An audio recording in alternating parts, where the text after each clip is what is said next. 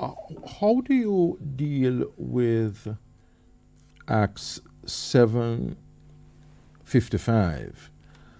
Stephen's look into the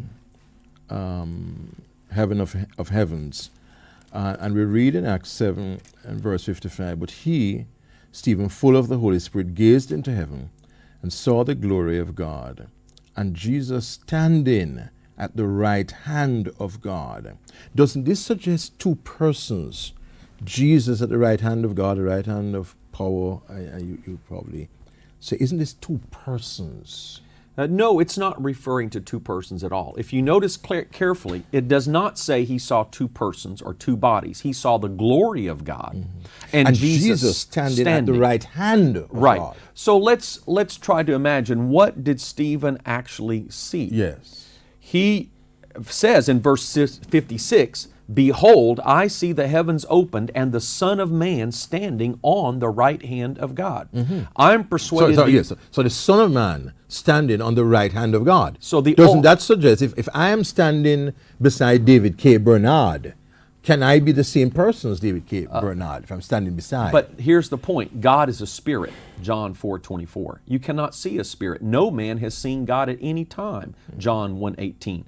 So Stephen did not see one body called God and another body called Jesus. In fact, when he describes why would there be the need if God is as I said, I'm not debating, I'm only asking questions. If God is a single unitary being, why would there be the need to make any kind of distinction? Once you would have seen the Son of Man, you would have seen all that there is God. Why is there the need to say you were standing at the right hand of God? If there were not distinctions in the Godhead, however one still put it. Here's the point. Yes. When the Bible speaks of God and Jesus, it is making sure we understand that Jesus Christ was an authentic human being, a genuine human being. But to say that Jesus is on the right hand of God, that is not speaking of a physical position of two bodies. If it were, are we saying that Jesus is standing on top of a giant right hand? Are we saying He's sitting? Is He standing? My point is, God is a spirit. He has no physical right hand. The right hand of God signifies the power of God. Exodus 15:6 says, Thy right hand, O God, is glorious in power. In Matthew 26:64-65, Jesus said, You will see the Son of Man coming in the clouds at the right hand of power. Are we going to see two persons coming in the clouds? No, we're going to see one person. But here's the point. We are going to see Jesus as a human being, but more than human, we are going to see Him invested with all the power and authority of God.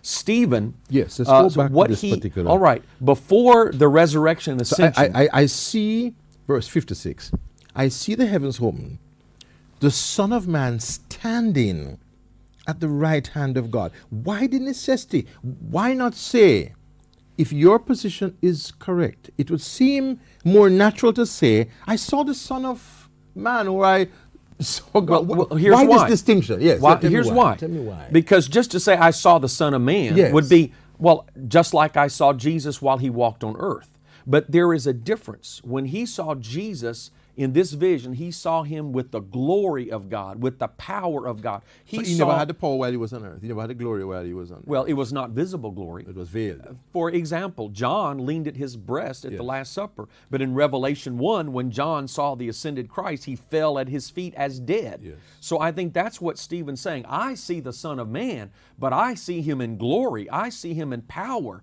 I see Him with the authority of God. This man is more than a man. Now, notice it does not say he saw a second person. And in fact, in verse 60, when he prays to this one being, he kneeled down and cried with a loud voice, Lord, lay not this sin to their charge. In fact, verse 59, saying, Lord Jesus, receive my spirit.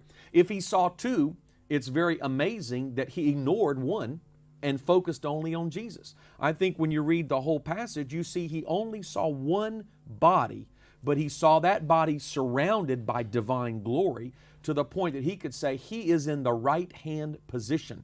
That is a metaphor You can go back through the Old Testament. The Lord is at my right hand, David said. Well, God wasn't a physical body walking around with David's right. Body. Yes. You see? So I'm persuaded that there was no physical body of God that he saw except Jesus Christ. But he was emphasizing, I see him not merely as a man, as we saw him before his resurrection. I see him in the position of power.